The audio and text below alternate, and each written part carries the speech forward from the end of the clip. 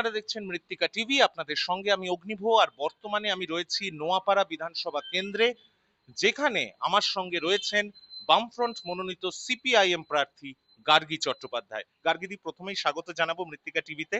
ধন্যবাদ। আমিও তোমাদের চ্যানেলের মাধ্যমে সমস্ত দর্শক যারা রয়েছেন তাদের প্রত্যেককে শ্রদ্ধা, প্রণাম, ভালোবাসা জানাচ্ছি।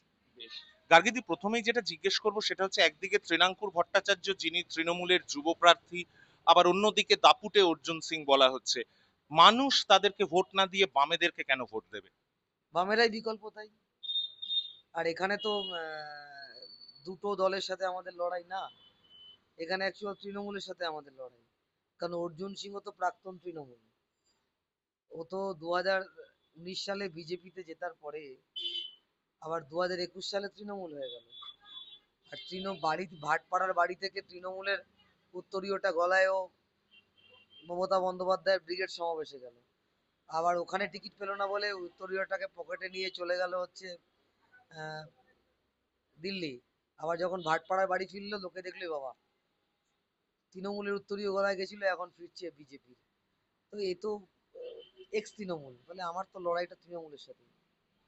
কোন কোন ইস্যুগুলো মূল ইস্যু এই নির্বাচনে তোমাদের কাছে, বিশেষ করে এই কেন্দ্রে, নোয়াপাড়া কেন্দ্রে?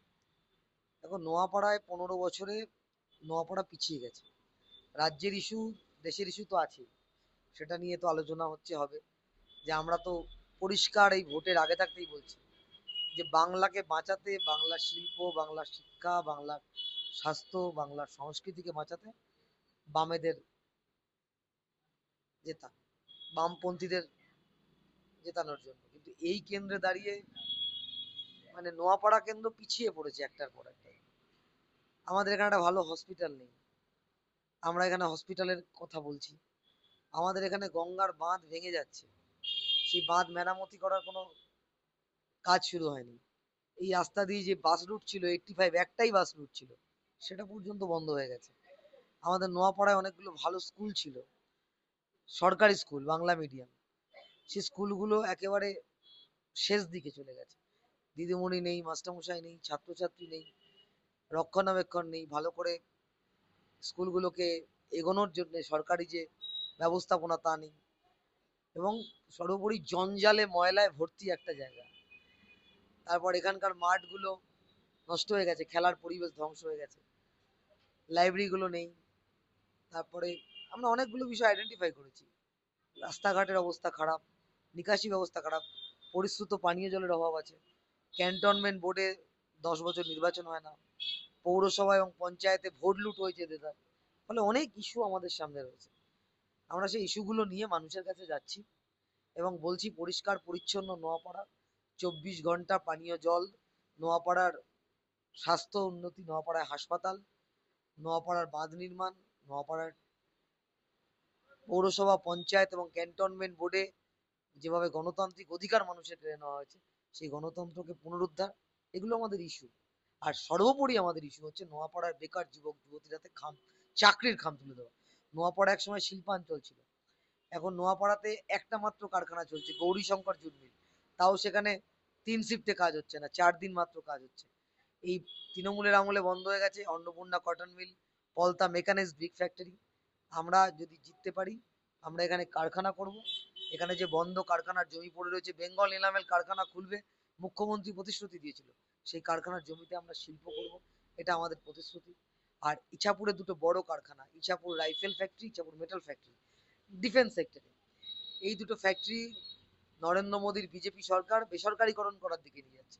হাজার হাজার শূন্য পদ রয়েছে। আমরা এই ফ্যাক্টরি পুনরুজ্জীবনে লাল ঝান্ডা অনেক লড়াই করেছি।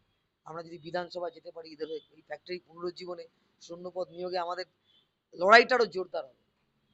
তোমরা শিল্পের কথা বলছো গার্গীদি, একটা জিনিস বারবার করে প্রধানমন্ত্রী বলছেন, অমিত শাহ বলছেন যে ক্ষমতায় এলেই পে কমিশন হবে, ক্ষমতায় এলে বিপুল পরিমাণে শিল্প হবে, এবং সিঙ্গুরে নাকি আবার শিল্প হবে। এই বিষয়ে কি বলবে? সিঙ্গুরের শিল্প তো আমরাই করতে চেয়েছিলাম। আর মমতা বন্দ্যোপাধ্যায় যখন সিঙ্গুরের শিল্পটা আটকানোর জন্য আন্দোলন করছে, তখন মমতার মঞ্চে বসেছিলেন বিজেপিরই তো রাজনাথ সিং।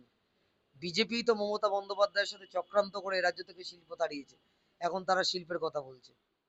তাহলে বিজেপি কি করতে পারে আমাদের জানা আছে। পশ্চিমবাংলার বাইরে অনেক রাজ্যগুলো, সে রাজ্যগুলো সম্পর্কে আমার ধারণা আছে। এই প্রধানমন্ত্রী ঝালমুড়ি খাচ্ছে, সেই ঝালমুড়ি বিক্রেতাও বিহার থেকে এসেছে। সেখানে ডাবল ইঞ্জিনের সরকার। তাহলে বিজেপির কি করতে পারে আমাদের জানা আছে। আর বিজেপি মানে তো এখানে এক্স তৃণমূল দিয়ে তৈরি দল। বিজেপির 1 নম্বর নেতাকে শুভেন্দু অধিকারী, 2 নম্বর নেতাকে অর্জুন সিং। বিজেপিতে শ্রমিক ভট্টাচ, দিলীপ ঘোষদের কেউ পাত্তা দেয় নাকি? যাদবপুর বিশ্ববিদ্যালয়কে মানে পশ্চিমবঙ্গের সেরা বিশ্ববিদ্যালয়ের মধ্যে একটি মানা হয়, ভারতবর্ষের সেরা বিশ্ববিদ্যালয়ের মধ্যে একটি মানা হয়। যাদবপুর বিশ্ববিদ্যালয় থেকে বহু বাম কর্মী এসএফআই করে পরবর্তী ডিওয়াইএফআই এবং সিপিএম মাদার পার্টিতে আসে। সেই যাদবপুর বিশ্ববিদ্যালয়কে প্রধানমন্ত্রী কড়া ভাষায় আক্রমণ করেছেন, মুখ্যমন্ত্রী আবার যাদবপুর বিশ্ববিদ্যালয়কে ডিফেন্ড করেছেন। কি বলবেন এই বিষয়ে? দেখুন, ভারতবর্ষের অন্যতম শ্রেষ্ঠ বিশ্ববিদ্যালয় হচ্ছে যাদবপুর বিশ্ববিদ্যালয়। আর এমন একজন ব্যক্তি যাদবপুর বিশ্ববিদ্যালয়ের সমালোচনা করছেন, যার সার্টিফিকেট কোথা থেকে পেয়েছে তার ঠিক নেই, যিনি কোথা থেকে পাশ করেছেন তারই ঠিক নেই, তিনি বিশ্ববিদ্যালয়ের সমালোচনা করছেন। আমি যাদবপুরের প্রাক্তন, আমি যাদবপুর থেকে মাস কমিউনিকেশন জার্নালিজম পড়েছি। তাহলে যাদবপুরের সমালোচনা, একসময় একযোগে মমতা বন্দ্যোপাধ্যায় থেকে শুরু করে এই বিজেপি সব মিলেই যাদবপুরের উপর আক্রমণ করেছিল। এই বাবুল সুপ্রিয় যাদবপুরে ঢুকে যাদবপুরের ছাত্রছাত্রীদের উপর অত্যাচার সংগঠিত করতে হয়েছিল। যাদবপুরের মুক্ত চিন্তা, যাদবপুরের আবহাওয়া এদের পছন্দ না। এরা ওই হীরক রাজার দেশের সিনেমার উদয়ন পণ্ডিতের পাঠশালা বন্ধ করে দিতে চায়, আর ওই যন্তর মন্তর ঘরে পরিণত করতে চায় যাদবপুর বিশ্ববিদ্যালয়কে, তাই এত কথা বলে। আরজেডি কে তো সাধারণত আপনাদের জোটসঙ্গী বলেই মানে ধরা হয়। তো সেখানে এই বহিরাগতদের লড়াই যখন চলছে, বিজেপি বলছে বহিরাগত তৃণমূল আনছে, তৃণমূল বলছে বহিরাগত বিজেপি আনছে, তখন আমরা হঠাৎ করে দেখলাম তেজস্বী যাদবকে তৃণমূলের হয়ে প্রচার করতে। এই বিষয়ে কোনো প্রতিক্রিয়া দেবেন? দেখুন, পশ্চিমবাংলায় তো ভারতবর্ষের বাইরে না, তেজস্বী যাদব কেন, অনেক কেউই চাইলে পারে পশ্চিমবাংলায় প্রচার করতে আসতে পারে, ওটা কোনো ব্যাপার না। উনি এসছেন, আমার এটাই তবে এই নোয়াপাড়ার ভোটে তেজস্বী যাদবের প্রচার কোনো প্রভাব ফেলবে না। তো আর একটা যেটা শেষ প্রশ্ন করব, নোয়াপাড়াতে কোনো মার্জিনের আশা করছেন যে এত মার্জিনে বাম জিততে চলেছে এবার? দেখুন, আমরা নোয়াপাড়ায় জিতবো এটা 100% নিশ্চিত। আমি তো জ্যোতিষী না, এক্ষুনি মার্জিনটা বলতে পারছি না, কারণ এখানে আরো প্রার্থী আছেন, লড়াই হচ্ছে, ফাইট হচ্ছে, তারাও রাজনৈতিক কথা বলছেন। যদিও রাজনৈতিক কথা তাদের কম, তাদের জয় শ্রীরাম আর জয় বাংলা এছাড়া তাদের কোনো কথা নেই। আমাদের শিল্পর কথা, কারখানার কথা, বেকার যুবকের চাকরির কথা, অস্বাভাবিক বিদ্যুৎ বিল বৃদ্ধির বিরুদ্ধে কথা, আমাদের বেকার যুবক যুবতীদের কর্মসংস্থানের কথা, স্কুলের কথা, বাস রুটের কথা আছে, গিগ ওয়ার্কারদের কথা আছে আমাদের কথায়, শ্রমিকের মজুরির কথা আছে, মিড ডে মিলের মায়েদের বেতন বাড়ানোর কথা আছে, আইসিডিএস এর কর্মীদের বেতন বাড়ানোর কথা আছে। এদের তো নেই, এসব তো করে না এরা। এরা জোট দখল করে ভোট করে। তো আমরা আশা রাখছি ভালো রকম মার্জিনই আমরা জিতবো। এখানকার মানুষ, আমি এখানকার শুধু প্রার্থী না, আমি এখানের লড়াই আন্দোলন সংগ্রামে দীর্ঘ বছর ধরে রয়েছি।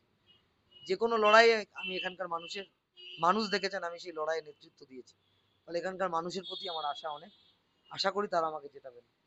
অনেক অনেক ধন্যবাদ গার্গীদি। আপনারা যেটা শুনলেন যে গার্গীদি কিন্তু আত্মবিশ্বাসী যে তিনি এখানে জিতছেন, বামেরা এখানে জিতছে, কারণ তাদের হাতে বেশ কিছু ইস্যু রয়েছে যেগুলোর কথা তিনি বললেন। আর বিজেপির হাতে রয়েছে জয় শ্রীরাম, তৃণমূলের হাতে রয়েছে জয় বাংলা। 4 তারিখে আমরা দেখব ভোট বাক্সে প্রভাবটা কি পড়ছে। আপনারা দেখতে থাকুন মৃত্তিকা টিভি। ক্যামেরা পার্সন অভিষেকের সঙ্গে অগ্নিভ, মৃত্তিকা টিভি, নোয়াপাড়া।